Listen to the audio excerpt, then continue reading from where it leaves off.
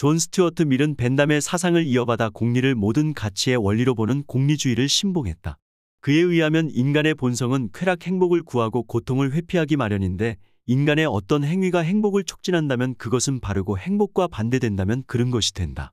다만 이것이 벤담처럼 한낱 개인에 그쳐서는 안 되며 되도록 많은 사람에게 미쳐야 한다고 주장했다. 즉 모든 사람들의 행복이 우리가 추구해야 할 선이 되는 것이다. 그러나 밀은 벤담이 쾌락의 양을 중시하는 것과 반대로 그 질을 중요시했다. 여기에서 만족한 돼지보다는 불만족한 인간이 더 낫고 배부른 돼지보다는 배고픈 소크라테스가 더 낫다. 라는 유명한 말이 나왔다.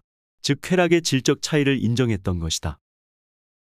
공리주의란 어떤 행동이 도덕적으로 옳은지 그른지는 그 행동의 결과가 인간의 행복에 어떤 영향을 미치는가에 달려있다는 견해다. 이 이론은 조지프 프리스틀리와 로크에게서도 살펴볼 수 있다. 그러나 가장 유명한 공리주의 옹호자는 제러미 벤담과 존 스튜어트 밀이다.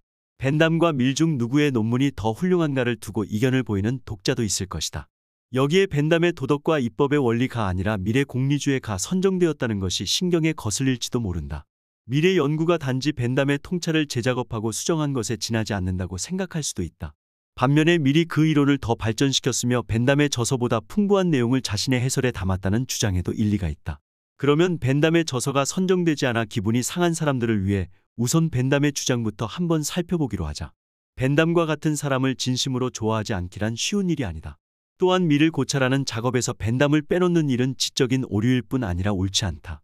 벤담은 한마디로 무시하고 지나치기에는 너무나 뛰어나다. 그는 철학과 법 이론에 대한 연구뿐 아니라 이동주택과 난방 시스템, 냉장장치, 위조 방지 은행권, 콩을 얼리는 계획, 다수의 수감자를 소수의 간수가 지속적으로 감시할 수 있는 유명한 원형 감옥 파놉티콘 등을 고안했다. 게다가 벤담은 셰익스피어처럼 정신을 못 차릴 정도로 많은 어휘를 만들어내기도 했다. 또한 벤담은 자신의 추종자들에게 시각적으로 영감을 줄 것이라는 생각에 사후에 자신의 시신을 박제로 만들어서 전시해 놓을 계획까지 마련해 놓았다. 이는 오토 아이콘이라 불리는데 현재 런던 유니버시티 칼리지에 전시되어 있다. 이런 벤담의 원칙 때문에 그의 추종자인 철학적 급진주의자들은 동물 동성애, 참정권, 소유권, 조세 제도 등과 관련한 여러 가지 법을 개정하도록 제안의 삶을 개선하고자 했다. 벤담은 확실히 여러 방면에서 매우 뛰어났다. 행복의 본성을 설명할 때 어떻게 이런 사람을 제외하겠는가? 벤담이 철학에 크게 기여한 바는 합리성을 윤리와 입법의 중심에 놓으려고 한 점이다. 벤담의 시대에는 법에 따른 처벌이 합리적인 원리가 아니라 기만과 허구의 기초를 둔 모습이었다. 특히 얼마나 가혹한 처벌이 주어지느냐는 그 죄가 입법자의 기분을 얼마나 상하게 했느냐에 달려 있었다.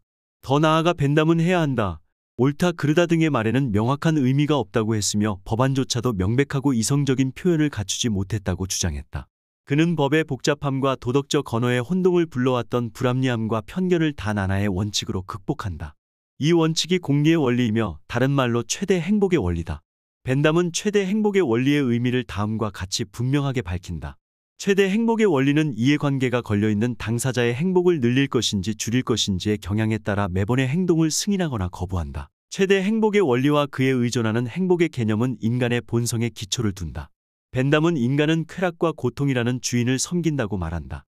한 사람의 행복이 증가한다는 것은 그 사람의 삶에서 느끼는 즐거움, 곧 쾌락에서 고통을 뺀 몫이 증가하는 것이다. 따라서 하나의 사회에서 인간의 행복을 증가시키는 일이란 그 공동체가 느끼는 쾌락에서 고통을 뺀 전체 몫이 증가한다는 말이다. 그런데 바로 여기에 도덕성이 있다. 공리의 원리에 부합되는 행동, 즉 고통보다 쾌락의 전체 양을 증가시키는 행동이라면 행해야 하며 그런 행동이 도덕적으로 옳은 것이다. 그렇다면 여기서 한 가지 고민에 빠질지도 모르겠다. 어떤 방법으로 쾌락과 고통의 무게를 재고 그 차이 값을 계산해서 행동할 것인가? 어떤 행동보다 행복을 더 줄 것 같은 대안적인 행동 방침들이 여러 떠올랐다고 해도 그중 어느 것이 지금 이해관계가 걸려있는 당사자의 행복을 가장 많이 늘리는지 어떻게 알 수 있을까? 내 돈을 자선사업에 기부하는 일과 친구들과의 점심 식사에 쓰는 일 중 어느 것이 얼마나 더 많은 쾌락을 줄지 어떻게 계산할까? 한마디로 쾌락과 고통은 계량화할 수 없는 것처럼 보인다. 우리가 배가 부를 때 얻는 쾌락이 아프리카에 굶주리는 아이들이 고통을 작게나마 없애는 것보다 가치가 작을까? 벤담은 이에 대한 답으로 쾌락주의의 계산법이라는 의사결정 시스템을 제안한다. 쾌락과 고통을 계량화할 수 있다는 주장에 그치지 않고 공식까지 만들어낸 것이다. 벤담은 쾌락을 계산할 때 다음과 같은 7가지 요소를 고려해야 한다고 말한다. 얼마나 강한가? 얼마나 많은 이들이 영향을 받는가? 그와 함께 고통 또는 쾌락이 뒤따르지 않는가? 또 다른 쾌락 또는 고통을 낳을 수 있는가? 발생하는 시간이 얼마나 가까운가? 발생할 가능성이 얼마나 확실한가? 얼마 동안 지속되는가? 그런 다음 영향을 가장 많이 받는 사람의 이익을 고려하고 즉시 발생하는 쾌락이나 고통 그리고 그 뒤를 바로 따라오는 쾌락이나 고통을 고찰해야 한다. 그 다음엔 모든 쾌락 값의 합과 고통 값이 합을 각각 구해야 한다. 그 결과 쾌락 쪽의 값이 더 크다면 전체적으로 봐서 그 행동은 옳다고 판단할 수 있다. 그러나 벤담의 시각을 이렇게 간단하게 설명할 때조차도 우리는 여러 난점을 감지할 수 있다. 이제부터는 미리 공리주의에 대해 말한 몇 가지를 검토해보자. 그리고 벤담의 원리에 대한 증명이라고 내놓은 미래 증거들도 살펴본다. 공리주의 이론은 일종의 쾌락주의이므로 왠지 품위가 없으며 도덕론이라고 부를 가치가 없다는 공격을 받았다. 밀은 이 공격이 타당한지 고찰하고자 했다. 쾌락주의에는 여러 형태가 있으나 한 가지 공통점이 있다. 즉 쾌락은 비록 최상의 선은 아니라도 어쨌든 선이라고 인정한다는 것이다. 확실히 미리 규정하는 공리주의는 그 틀에 맞는다. 최대 행복의 원리란 행동이 행복을 촉진시키는 데 비례해서 옳고 행복의 역을 만들어내는 경향이 있다면 그르다는 뜻이다. 행복은 쾌락이며 고통의 부재를 뜻한다. 벤담이 이미 주장한 것처럼 밀은 하나의 행동이 쾌락을 제공하는 한 그 행동은 옳다고 주장한다. 이것이 바로 쾌락주의다. 그러나 벤담을 비방하는 일부의 주장처럼 쾌락에 대한 욕구가 어떻게 도덕성을 규정할 수 있는지 의문이 든다. 도덕성이란 단지 원하는 것이 아니라 옳은 것을 선택하는 것이 아닌가? 우리 마음대로 할 수 있다면 우리는 각자가 하고 싶은 것을 택할 것이다. 그런데 도덕 강령이라면 우리로 하여금 때로는 쾌락 이상의 것, 수준 높은 것, 좀 더 고상하고 고귀한 무엇을 바라보게 해야 하는 게 아닐까? 공리주의가 제안하는 최대화된 쾌락이라는 것은 짐승과도 같은 삶, 즉 인간이 아닌 돼지에게나 맞을 법한 그런 삶이 아닐까? 이에 대한 대답을 하는 때가 미리 벤담의 견해로부터 가장 멀어지는 그리고 가장 흥미로운 순간이다. 밀은 공리주의의 쾌락과 행복의 개념이 품이 없는 것이 아니라고 지적한다.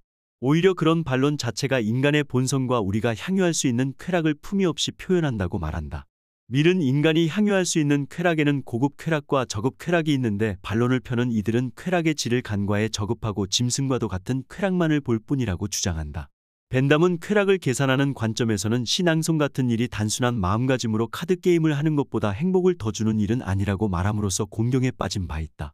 그러나 밀은 무엇이 옳은지 생각해보는 데는 쾌락의 양 말고도 쾌락의 질 또한 중요하게 고려해야 한다고 주장한다. 우리는 짐승 같은 쾌락도 느낄 수 있었지만 고급 쾌락 또한 느낄 수 있다. 바로 이런 구분은 밀에 대한 반론을 제기한 사람들뿐 아니라 초기의 공리주의를 체계화한 벤담도 놓쳤던 것이다. 그렇다면 또다시 이렇게 물을 수 있다. 쾌락의 질이 높다, 낮다를 어떻게 말할 수 있을까? 밀은 고급 쾌락과 저급 쾌락을 모두 경험한 사람은 그 양에 관계없이 일반적으로 전자를 선호할 것이라고 단언한다. 예를 들어 등을 문질러주는 것과 바흐의 음악을 모두 경험한 사람이 있다면 그는 단연 바흐를 선호할 것이라는 주장이다. 밀은 다음과 같이 지적한다. 만족한 돼지보다는 불만족한 사람이 낫고 만족한 바보보다는 불만족한 소크라테스가 더 낫다. 바보든 돼지든 이에 동의하지 않는다면 그들이 단지 그 문제 안에 있는 자신의 입장만을 알고 있기 때문이다. 밀은 고급과 저급 두 가지 쾌락은 현저한 차이를 보일 뿐만 아니라 고급 쾌락은 저급 쾌락이 아무리 많아도 따라갈 수 없는 질을 가졌다고 주장한다. 그런데 과연 밀의 주장이 옳다고 확실히 말할 수 있을까? 어떤 날 아침에는 가끔씩 돼지들이 아주 행복해 보일 때가 있기 때문이다. 그리고 우리가 행복을 최대화하는 것이 옳다면 공리주의자는 우리 보고 돼지처럼 지저분한 흙탕물에 들어가 짐승 같은 쾌락에 빠지라고 해야 마땅하지 않을까? 그런 쾌락이 훨씬 더 얻기 쉬운데 탐미주의자의 고상한 삶을 택해 만족하지 못할 수도 있는 위험 부담을 감수해야 할까? 일단 밀의 대답은 우리가 두 가지 쾌락을 온전히 맛보게 되면 고급 쾌락을 선호할 것이라는 뜻인 것 같다.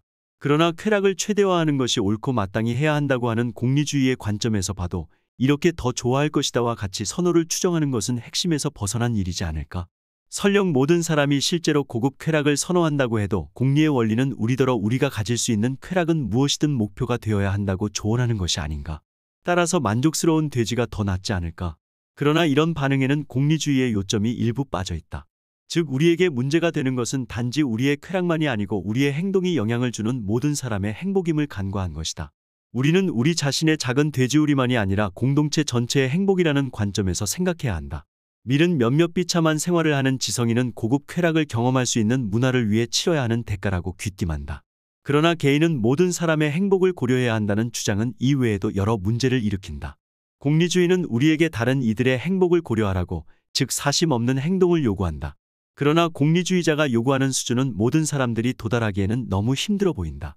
우리 가족이나 내게 잘해주는 친구, 연인이 내 행동으로 인해 불행해지더라도 그보다 더 많은 이들이 행복해질 수 있는 상황이라면 우리는 그 일을 할 수 있을까? 우리는 그 쾌락과 고통을 실제로 느낄 이들에 대해 생각하지 않고 쾌락과 고통을 객관적으로 계산할 수 있을까? 공리주의는 쾌락 계산을 위해 불가능할 정도의 냉정함과 객관적 자세를 요구하는 것 같다. 도덕성이 우리를 이끌어야 하는 곳은 오히려 그 반대쪽이 아닐까? 공리주의가 우리에게 너무나 많은 것을 기대한다는 것, 즉 한마디로 우리는 공리주의가 권하는 사심없음의 수준에 도달할 수 없다는 비판에 밀은 어떤 대답을 내놓을까? 밀은 도덕적인 선택을 받쳐주는 동기는 실제로 너무 다양하기 때문에 중요한 것은 그 결과라고 말한다. 한 사람이 물에 빠진 아기를 구했다고 치자. 이는 인간 생명의 보편적 존엄성을 믿었기 때문일 수도 있지만 단지 보상을 바라서였을 수도 있다. 중요한 것은 그 사람의 동기도 아니고 그 사람이 실제로 아이에게 얼마나 관심을 가지고 있느냐도 아니며 그 사람이 실행에 옮겼고 올바른 결과가 나왔다는 사실이다. 그 사람이 자신의 아기를 구하려고 물에 뛰어들었는지 아니면 다른 사람의 아이를 구하기 위해서였는지는 중요하지 않다. 아기가 구조되었다는 사실이 중요한 것이다. 즉 타인의 행복에 대해 우리가 가지는 관심은 동기가 아닌 결과가 행동의 도덕적 평가에 중요하다는 견해와 양립할 수 있다. 어쨌든 우리가 추구하는 것은 모든 사람의 행복이다. 도덕적 평가의 의도는 결과에 초점을 둘 수 있지만 우리의 행동은 가끔씩 다른 부분에 초점을 둘 수도 있다. 이는 곧 공리주의는 사람에 대한 우리의 감정을 냉각시키고 우리로 하여금 행동하는 사람이 아니라 행동의 결과만 고려하도록 만든다는 비판과 연관된다. 이에 대해 밀은 행동의 결과 외에 다른 것도 우리에게 중요할 수 있으며 실제로도 그렇다고 주장한다. 세상에는 성격이 좋거나 나쁜 사람이 있는가 하면 용감하거나 현명한 사람, 자비심이 많은 사람도 있다. 이런 모든 것은 인간으로서 그 사람을 평가하는 것이지 그들이 하는 행동의 도덕적인 가치를 평가하는 것이 아니다. 이렇게 되면 공리주의는 윤리적 삶의 이런 부분과도 또다시 양립할 수 있다. 우리에게 행동의 결과보다 더 중요한 사실이 있다는 말에는 모순이 없다. 밀은 이외에도 이런저런 반론을 고려하면서 공리의 원리를 증명하는 것들을 생각해냈다. 또한 다른 철학자들 역시 밀의 증명을 정말로 증명이라고 할 수 있는지에 대해 계속 의문을 품었다. 밀이 그 증명에서 무엇을 하고 있는지는 분명하지 않다. 도대체 밀이 증명하려고 하는 것은 무엇인가? 공리주의는 쾌락이 특별한 가치를 지닌다고 믿는다. 하나의 행동을 도덕적으로 옳게 만드는 것은 그 행동이 가져오는 쾌락에 있다. 그렇다면 쾌락에 이런 특별한 가치, 즉 도덕적인 결과가 따르는 가치가 있다는 증거는 무엇인가? 왜 우리가 최상의 목적으로 추구해야 하는 것이 쾌락이라고 생각하는가? 밀은 다음과 같이 말한다. 어떤 것이 바람직하다고 제시할 수 있는 유일한 증거는 사람들이 실제로 그것을 바란다는 사실이다. 공리주의 이론이 스스로에게 제안하는 목적이 이론상으로나 실제상으로나 목적이라고 생각되지 않는 사람들에게는 다른 어떤 것으로도 확신시킬 수가 없다. 밀은 모든 사람이 실제로 쾌락을 바란다고 그렇기 때문에 쾌락이 바람직하다고 주장하는 것 같다. 그러나 쾌락을 가치 있는 것으로 만들기 위한 그의 이런 방식이 과연 하나의 도덕 체계에서 정당한 것인가? 밀이 보여준 것은 밀이 뭔가를 보여줬다고 한다면 말이다. 실제로 사람들이 쾌락을 바란다는 사실이다. 그러나 이것은 우리가 쾌락을 바라야 한다, 바라 마땅하다는 결론으로까지 이어지기에는 충분치 않다. 사실 이야기는 우리에게 그것이 어떤지를 말할 뿐이지 그것이 어때야 한다는 것을 말하지는 않는다. 밀이 내린 결론에는 정작 필요한 당위는 없고 사실의 기술만이 있을 뿐이다. 밀이 말한 바람직한 욕망이 무엇인지 더 생각해보자. 이 논거에는 약점이 훨씬 더 많아 보인다. 밀은 이렇게 말한다. 우리가 보는 것만이 유일하게 보이며 우리가 듣는 것만이 유일하게 들린다고. 즉 이런 주장이다. 우리가 바라는 것만이 유일하게 바람직하다는 것이다. 모든 사람이 바라는 것은 쾌락이라는 말이다. 따라서 쾌락은 바람직하다. 이러한 유추는 합당한가? 보이는 사물은 우리가 보는 것만이 아니고 우리가 볼 수 있는 사물이다. 들리는 것 역시 우리가 들을 수 있는 것이다. 분명 사람들이 바라는 것은 사람들이 바랄 수 있는 것 모두다. 그러나 쾌락을 바랄 수 있다는 말은 쾌락이 바람직하다는 말과 같은 것은 아니다. 밀은 그저 쾌락을 바랄 수 있다까지만 주장해야 한다. 자신의 주장을 유효하게 만들려면 쾌락은 바람직하다라는 좀 더 강한 명제가 필요하다. 그런데 이것도 생각해보자. 과연 사람들이 쾌락을 최우선으로 바란다는 게 사실인가? 밀의 논거는 우리가 무언가를 바랄 때는 그것을 얻는 데서 오는 쾌락을 바라는 것이라고 가정한다. 내가 맥주를 원할 때 내가 정말로 원하는 것은 맥주를 마시면서 얻을 수 있는 쾌락이라는 것이다. 그러나 때로는 내가 정말로 원하는 것은 맥주이지 그것을 마심으로써 얻는 쾌락이 아닐 수도 있다. 즉 쾌락은 사실 2차적인 것일 수 있다. 이런 견해를 받아들인다면 우리가 원하는 것은 복합적인 것이고 그 복합적인 것 중에서 쾌락과 고통이 때때로 우리 심리 안에 나타나는 것일 뿐이라고 생각할 수 있다. 이것은 벤담의 표현처럼 쾌락을 찾고 고통을 피하는 것이 우리의 두 주인이라고 믿는 공리주의에는 상처가 될 것이다. 공리주의자들이 대처하기에 훨씬 더 힘든 최후의 문제가 있다. 그것은 정의와 관련된 것이다. 예를 들어보자. 우리가 속한 공동체에 끔찍한 연쇄살인 사건이 있어 아무도 밤에 외출을 하거나 잠을 편히 자지 못하고 있다. 우리 공동체가 불안감이라는 큰 고통을 겪고 있는 것이다. 많은 사람의 삶의 쾌락보다 고통이 훨씬 더 많이 자리할 것이다. 이때 경찰이 쾌락주의적 계산을 잠시 해본다고 한다면 어떨까? 그 결과 죄 없는 희생양을 하나 잡아들여 사람들의 공포심을 잠재우고자 한다면 무고한 사람을 범인으로 몰아 처벌하는 것은 그 사람의 삶을 망치게 될 것이고 이는 고통이다. 그러나 많은 이들을 안심시키는 효과에 비한다면 한 사람의 삶만 망친다는 점에서 비교적 작은 고통일 수도 있다. 그렇게 하면 진범이 움찔할 수도 있는 부수적 효과도 있다. 철저하게 조치한다면 아무도 진실을 알아내지 못할 것이다. 아니면 경찰은 시민들을 괴롭히는 특정의 사람을 희생양으로 택할 수도 있다.